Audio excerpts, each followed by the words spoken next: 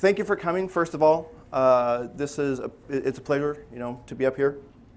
This is Alma Elsewhere, ways to sprinkle your Alma APIs on cue. Ways to sprinkle your Alma APIs, your Primo APIs around basically campus to enhance your user services. I'm Chad Cluck. I'm the web developer at the University of St. Thomas. We switched to Alma about 3 years ago. And with that, I wasn't really part of the implementation team necessarily, but I was a web developer, so I had my eye on the APIs as we were going through implementation as to what we could do with it.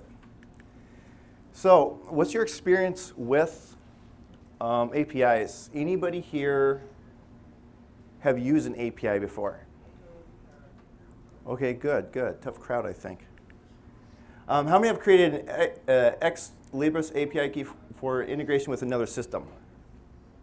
All right. Okay, so more people have used APIs. Fewer people have actually used the Ex Libris API keys. Okay, so hopefully we can get everybody doing that. How many have at least looked at the API documentation? So I should see yeah, good. All right, awesome. So by the end of today, hopefully you'll have done all three, or when you go back, hopefully within the next week or so, you'll have done all three. So we're going to go over what an API is, just really quickly for those of you who'd like to have more information. We're going to do a little bit of a console tour. I'm going to introduce Postman. If you haven't used that application, it's something that's really great for APIs. We're going to go over security as well as a framework. All right, so what is an API? An API is an application program interface. Basically, it allows one application to talk to another. So we've got our 8-ball here. That's an app. It makes a request to the server. The server then gives back a response. Now that 8-ball, it could be a web application, a web page. It could be an app on your phone. It could be like a digital magic 8-ball that's Wi-Fi connected, and it gets its responses from the server. That 8-ball doesn't really know much about what its responses can be. It doesn't know much about randomization. It's just an application that displays information from a server. So you can use APIs to enhance user services. So you no longer need to rely on vendors to create custom widgets or functionality. RSS feeds are still strong, but they are kind of limited. And then you have the way to bring your data to your patrons. You can incorporate Alma data into student portals, which I'll go over. Course management systems, I'll give you an example of that. Chat and virtual assistants, we tried that, but we still learned. You can streamline processes such as invoices, as well as bulk bib edits. So for those of you who haven't seen an API, request response before, this here, when you first saw it, you probably looked at it and you just squinted at it and you were like, what the heck is this? But by now, some of you might actually just look at this and you can think, oh yeah, I see the header, I see the paragraph, and I can kind of see an image, and that image gives me enough information there that I can actually tell that it's that little construction guy, shoveling. So it's just structured language, basically. APIs aren't so different. APIs can either come through as XML or JSON. My examples here will be using JSON because that's what I prefer to work with. So this example right here, hello world, is inside of brackets, and that's basically what you could receive back from a server. That right there is an API response. It's a text string. It's a very simple text string. In fact, my examples here today, whenever you see a link here, you'll be able to go to that link on your phone, in a browser, on your laptop, on your tablet, and you can actually get back these responses. So if you went to that link right now, you would get hello world. Now what is this? Anybody know what this is? Yes? Array? It's an array. It's a list.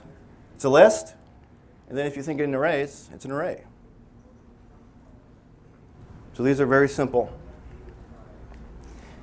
So JSON stands for JavaScript Object Notation, but it can be used with Python, PHP, pretty much any language that you use. And you'll notice, as I mentioned earlier, how you can go to this URL and get a response. On the bottom of some of my slides, I'll have a three-letter code. If you just tack on a question mark code equals in that three-letter code, you can get these same responses that I'm demonstrating up here. That's basically sample data that you can then go back, maybe write a for loop in Python, and just test things out in case you don't have access to the Alma APIs, which actually you all do. So we got the three-letter code down there. All right, so another example. What is this? It looks like we've got 2 users with user information. So it's a multi-level array. So you can receive a course list with course information about multiple courses. And then all you need to do in your code, you just need to iterate through it. And you can process multiple things at once.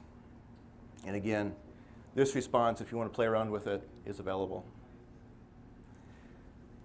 So you don't need any database connections. There's nothing like that. It is just a URL, basically, that you, as a human, can plug into your browser and you can have access to. In your applications, you can request in your application pretty much the same way as you would request a file on another server.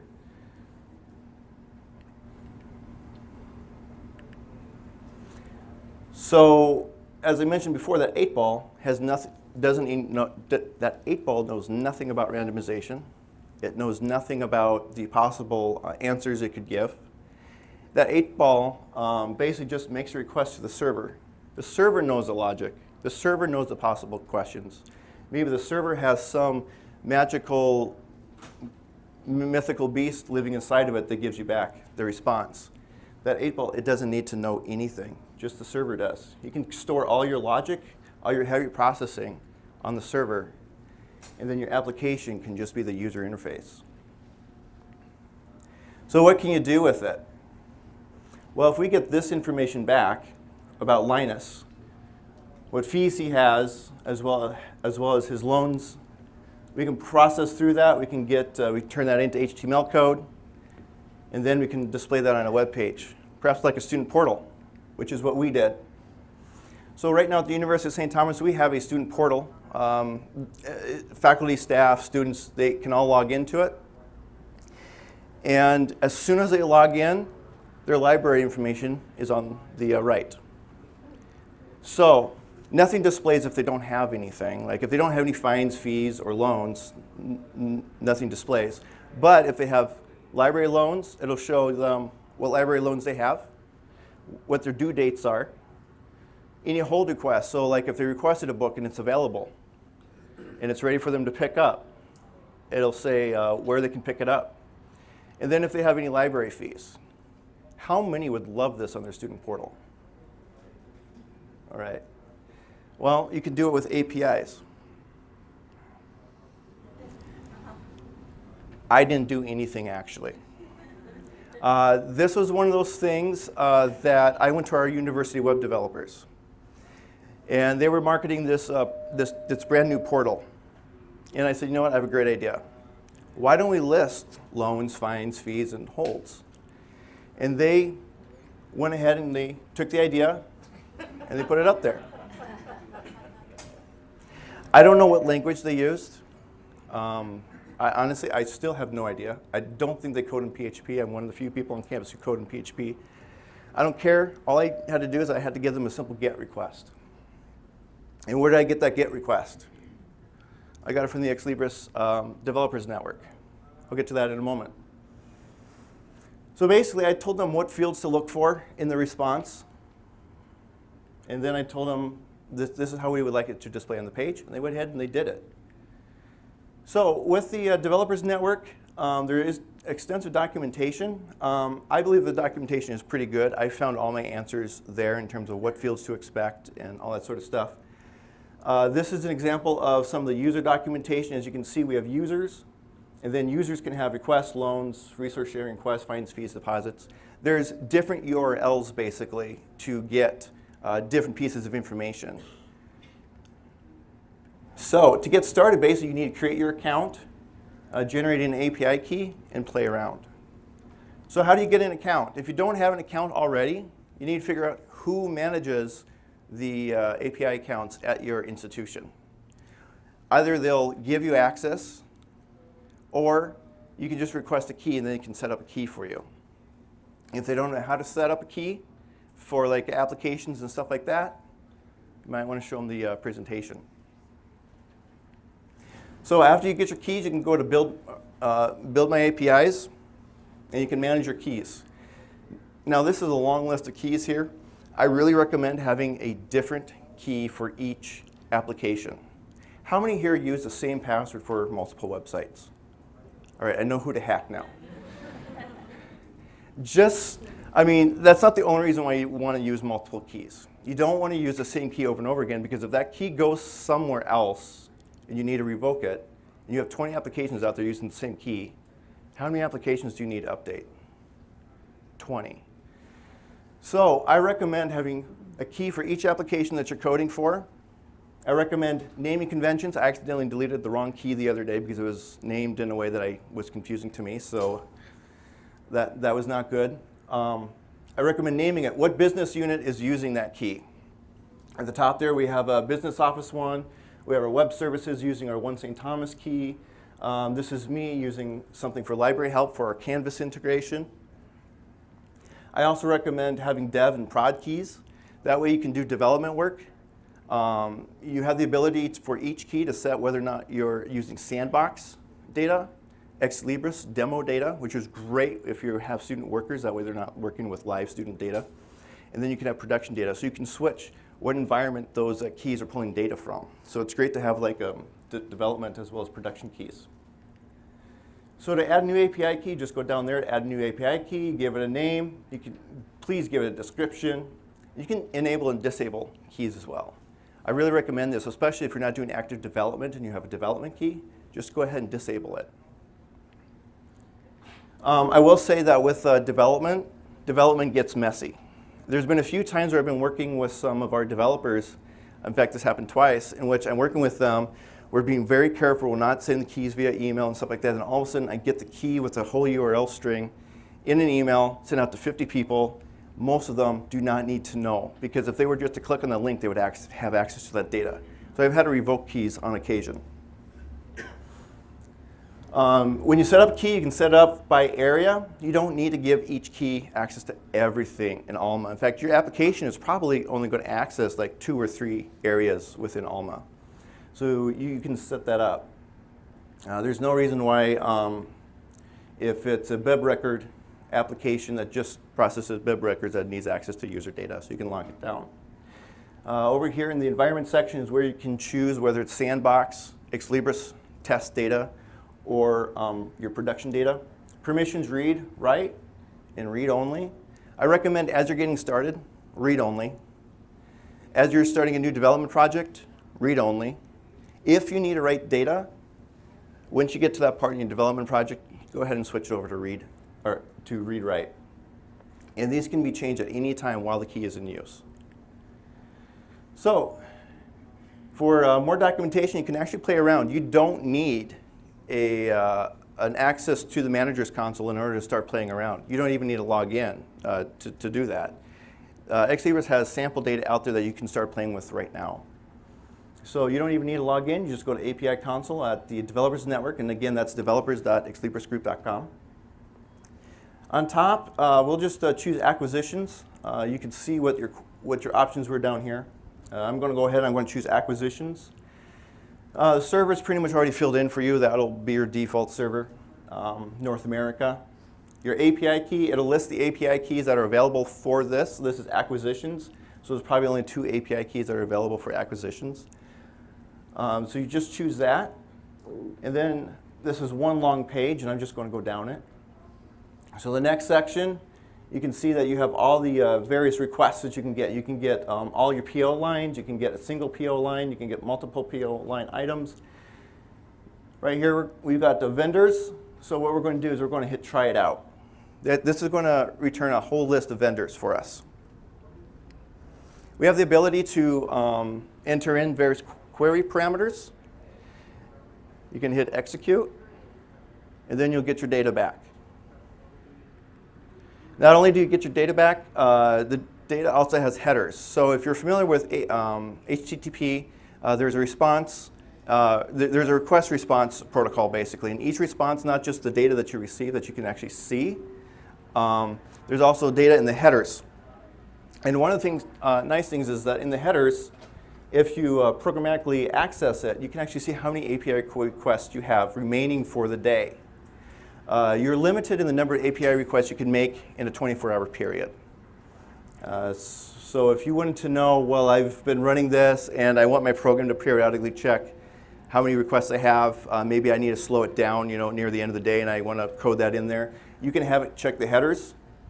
You could probably even set up like a little script that, as things run, it could ping your Slack integration and let you know that, hey, you know what, you've used up a lot of your API requests for today. So that is available. So you've got data, but now what? Well, there's more information that it has. It actually gives you the URL that you can use. You can use it in your browser. I recommend that, that's just for development.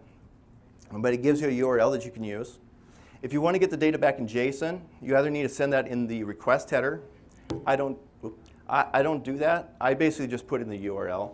So you just need to put a @format equals JSON. In all the example links that I've given you, I've added that already, so you've already got that information. So as I mentioned, you can receive it in XML or JSON. There's a little toggle that allows you, when you get that response back, to see it in XML or JSON. That way you know what to expect. And this was a feature that I just stumbled across a few weeks ago. There's a model view. When you get back their sample data, it won't contain all the fields that are available to you. So for example, we were going through with our business office to import our invoices into our finance system automatically. And there's a field code called financial sys code that we use for our internal reporting for vendors, basically. It's the vendor code, basically, but for internal reporting. It's not the Alma vendor code. And it's a financial system code. It wasn't listed in all of our sample data or anything like that because there was no data in it. I then knew what to expect so that we could code for it and we could start putting data in there. There are reports. This is an example of the dashboard. So our API threshold is 2,000. This particular day we made 6,000, which puts it at 31%. If you log in at 6 a.m., and this is at 90%, you've got problems. So it's good to periodically check on that. There are reports, and these reports are just awesome in terms of like trying to figure out where your problem areas might be if you continually run out of API calls. As you can see, the green line there, that's our user data. That's our information that's going to our One St. Thomas student portal. And this is throughout the day. So you can look at it throughout the day. You can look at it throughout the past few months. I love academic calendars. You can see where the weekends are, where the breaks are, Wednesdays. You can also download the CSV files. So here, and it goes by area. Yeah, so each of these are the various URL paths, so that I can look at it that way. I have the ability to look at not just API area, but key. That's great if you want to know what applications are using your data, what applications are maybe data hogs or request hogs. So that's another great thing about having very different API keys for each application. You can monitor things. So there's by day. You can do it by every half hour as well. And then again, just like on the previous screen, you can change that to be, by API key or URL. And this is where you can, as I mentioned, figure out where your data hogs are. You can see that these are the various applications we have running. These are the numbers of requests each of our applications are making. And you can see which one makes the most requests. This is great in figuring out where you need to devote your time to maybe thinking about caching. So, Postman. This is a great tool for working with APIs. In fact, I think I had my biggest growth in terms of working with APIs after I discovered Postman. How many of you have used Postman? Okay, good. So this is going to be new for some of you. Awesome. Okay, so Postman is basically my lifesaver. I love it. You can download Postman. It's free. There's a URL up there.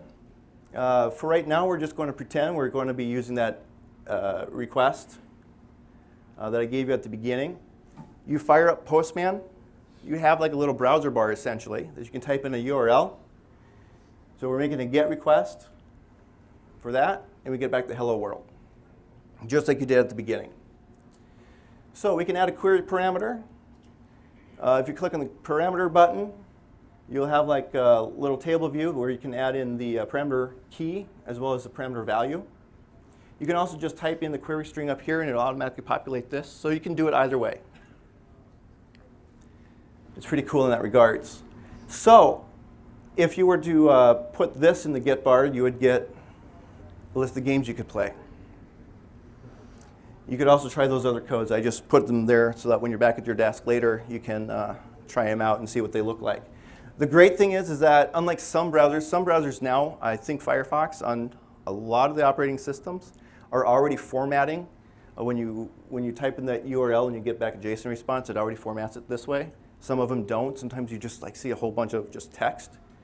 Postman will format it for you, so you can look at that. So if you're doing a GET, you're pretty much safe. You're just reading data. No big deal. Now, when you start doing delete, post, and put, you're typically writing data. And if your key has access to write data, you need to be careful. Be aware of what you're doing. I think the biggest problem you're going to run into is sending a post request with no data in the object field, basically deleting your record. So our university portal example, if you were to copy these URLs and put in your own data for these placeholders, you would be able to look at these various things for yourself. You could use your own user ID. Then you would plug in your API key there. And you could look at your loans. You could look at your current hold requests. And you could look at your fines. Now, the nice thing about these placeholders, the way that they are with the double curly braces, Postman has the ability to store variables. So this is really great when working with your developers because you can have an API request string, and you can have those little placeholders for variables. You can send those back and forth, and they can plug in the actual data. You don't need to worry about that. So you can add new variables by just going up to the cogwheel. You can add like password and code and stuff like that to various things. You could have a whole list of variables, and they don't all need to be used by the request. As in that previous example, password was not used, but maybe in another example that I'm working with the same application, it uses password. You can use this to store MMM IDs, that you frequently test on, your own user ID, and you can create multiple of them. So you can create multiple variable lists for each application you're working on. That way you can store the API key in there. So you can switch between environments as well, as I mentioned. So like if I switch to a different application, I could just switch variable environments, and I'd be using a different variable, just like that. I can see what the current values are in case I got some data back that I wasn't expecting. Well, maybe I wasn't using the right values, and I can verify. And of course, Postman can be used. I can use it on my Mac. I can use it on my PC in my office. And it synchronizes the data. If I update any of my environment variables or my folders with a whole bunch of the API requests that I saved, it's automatically up on my desktop too. It's cloud-based, which of course means you're storing your API keys in the cloud. Well, if you're concerned about that, you can visit the security site on the Get Postman website, And they do use AES 256 at the application level before they store it on their servers. So it is secured. They don't have access to like view your data. And if a hacker were to get into their system, they wouldn't be able to download your API keys. So that's always good. They do have code snippets. You can get code snippets for Python. Now, one caveat about these code snippets, sometimes they work, sometimes they don't. I've had a problem getting the Python thing to work. The PHP one helped me out quite a bit. I do not use this exactly. Again, these are examples to get you started. I do something much simpler than this. They have curl, so if you like doing command line thing, or if you have anything that is just command line batch processing or anything like that on your computer, you can certainly use curl. And JavaScript, no. Do not use JavaScript for Ex Libris APIs. There are many fine things you can do with JavaScript in terms of accessing APIs. A lot of you probably have accessed APIs using JavaScript. I'm not saying that that's wrong. In fact, that's how we display all of our API data on our website, by using JavaScript. But we don't use Ex Libris APIs in that JavaScript. I'll get to that in a moment. So please promise me you won't do that. Because it has many good uses, but not for accessing the Ex Libris API directly. I'll get into how you can do that securely later on. So, in terms of security, we've already established we don't want to use JavaScript for Ex Libris APIs. There are exceptions, not for Ex Libris, but there are exceptions for using JavaScript. You kind of have a security checklist, basically. Are we exposing any sensitive data in the API request, such as personal information, secrets like an API key or access tokens? Does it have the potential to return any of the above? Because Ex Libris uses API keys in order to grant you access to any data, there is no read-only public data. That is why you can't use these for with JavaScript. So let's take a look at the example. So that example that I gave earlier, the game choices, does the request contain any personal information? No. Any API keys? No. Does it return any personal information? No. It's public information, so I'll approve this. That's fine to use JavaScript with. Loans? Well, the request itself does have an API key. It contains personal information, and of course it returns information. So that's a big fat no. Bibs. Now, let's forget the fact that we're using an API key here, okay? So let's just say, you know what? We're asking for bib records. We're not asking for any personal data. Books don't expect privacy. They don't have any privacy expectations or anything like that. So let's just forget that I'm using Ex Libris API key. We're looking at the request here. We're just requesting a book. There's no personal information there. There's no personal information here until you add a /loans to the end of that. You add a /loans to the end of that, all of a sudden, you can see who has that book checked out. So just because you think that it's bib record, that's read-only data. It's public information, right? No, it's not, because you can actually get to personal information. So we're going to say no. So you never want to reveal secrets. This, it's not just JavaScript, it's also anytime you're creating an app for like a mobile device or an Alexa skill or anything like that. Actually, Alexa skills are different.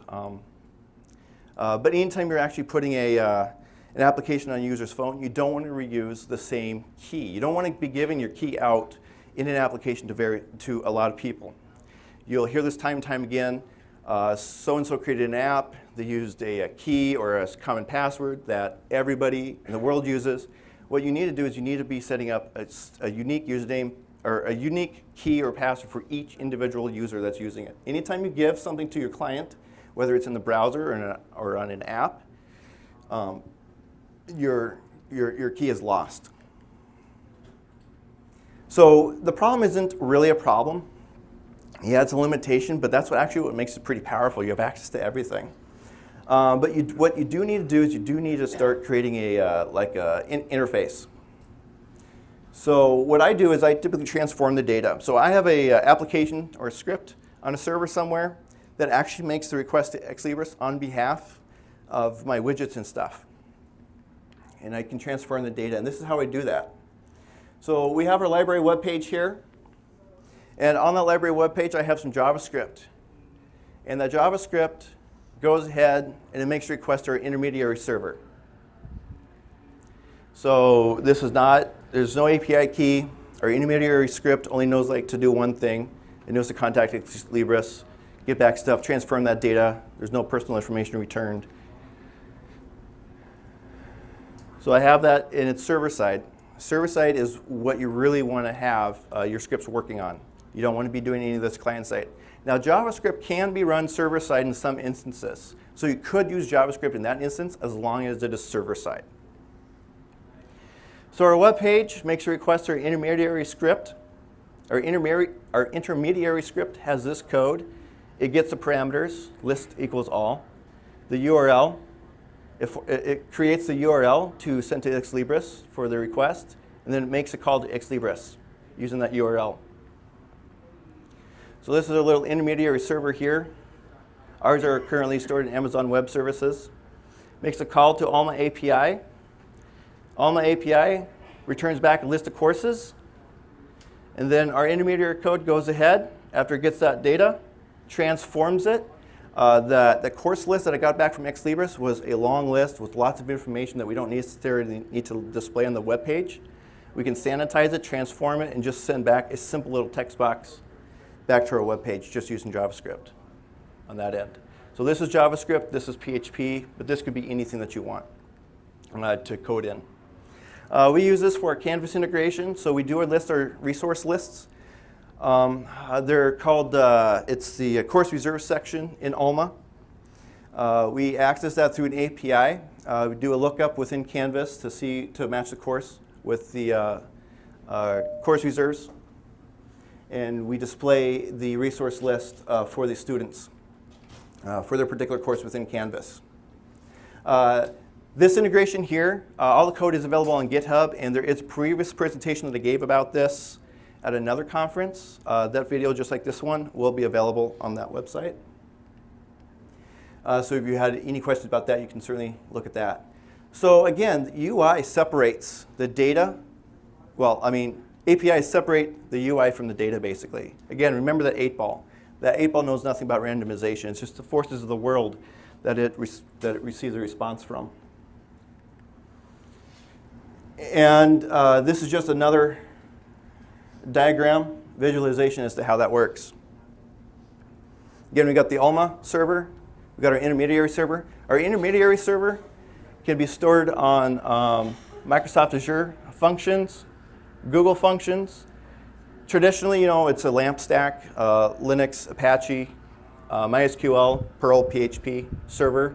That's a traditional website. You can store it there. That's what we're currently doing. But we're thinking about moving to like Lambda. Lambda is like a serverless environment. And the nice thing about the intermediary, you code all the logic once. The logic for this course list thing was actually pretty complex. But our script on our Canvas, One St. Thomas page, as well as our mobile app, doesn't need to know all the logic as to how to get the data or how to transform it. It just needs to know how to display it. So that's great. So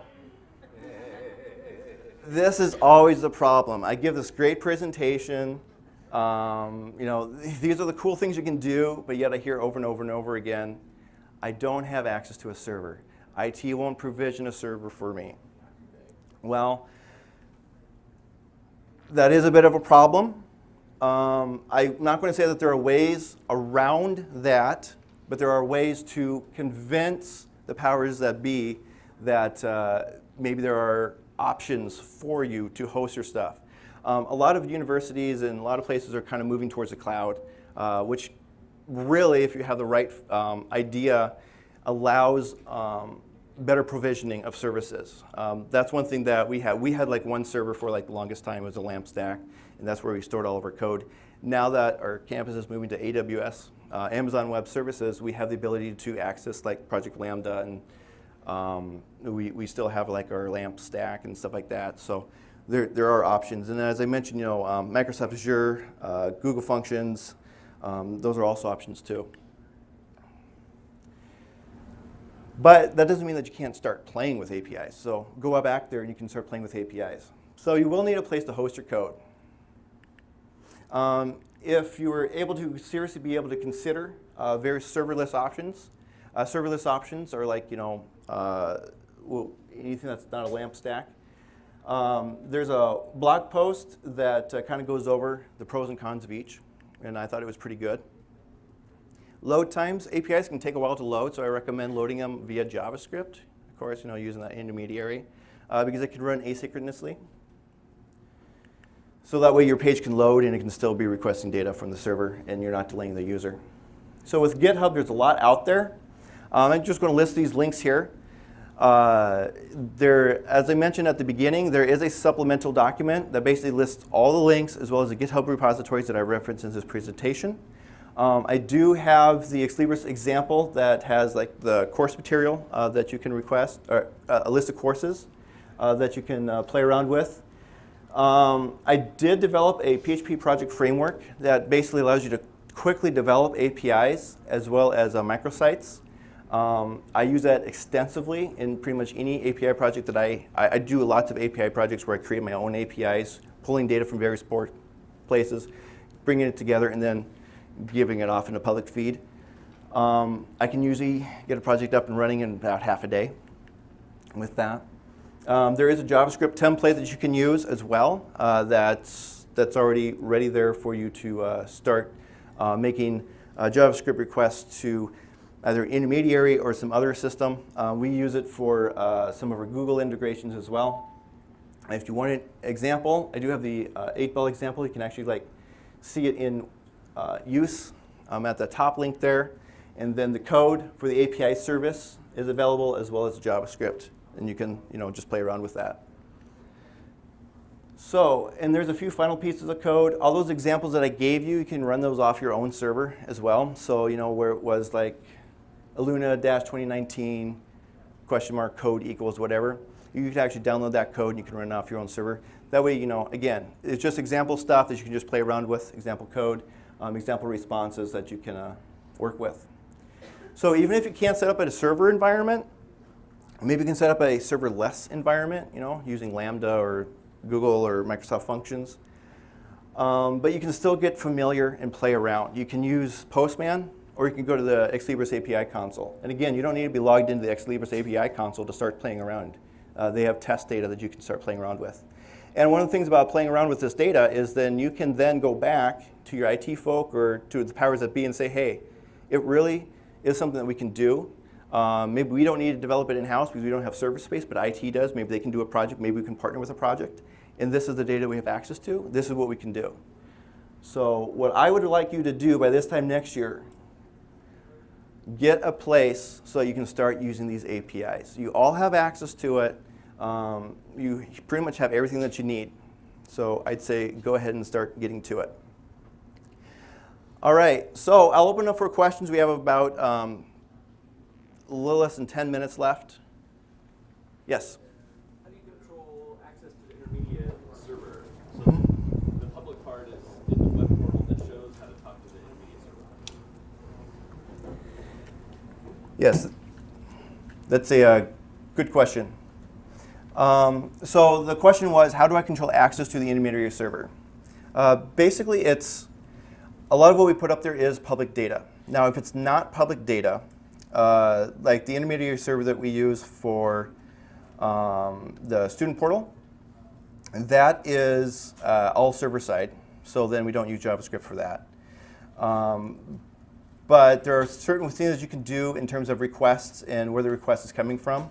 Now it's not 100% secure, so I would make sure that you don't post any private data in your response. But you can. There are ways to secure it down, but it's not necessarily adequate. When you have like user data, what you really want to do is you want to make sure that you develop a service that works just like Primo does in terms of a user is logged in and you can't just switch over to another user by changing the account number or anything like that. So you need to use those best practices. There's things you can do with like OAuth and stuff like that, but it's a little bit more complicated. most of our stuff right now, in fact, all of our stuff right now that's available publicly, there's no private data. So it's OK. The only thing that we could have is like a denial of service attack in which somebody just keeps hitting and use up all of our API requests. But we have other safeguards for that. Any other questions? Yes?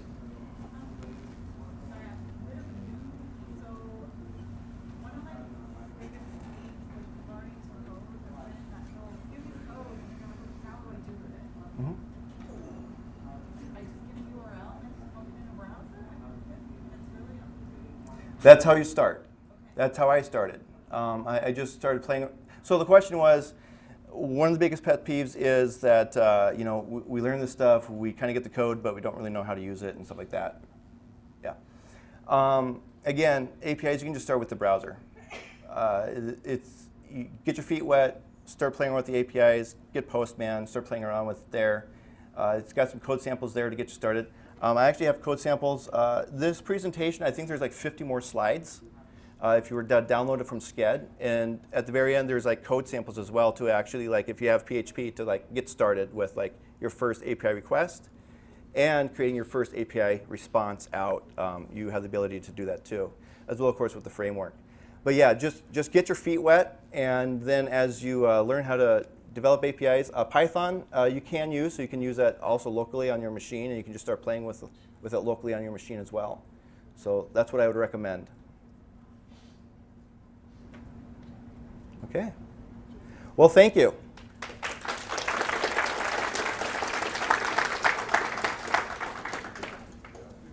Oh, as I mentioned, this presentation will be available at that website listed there.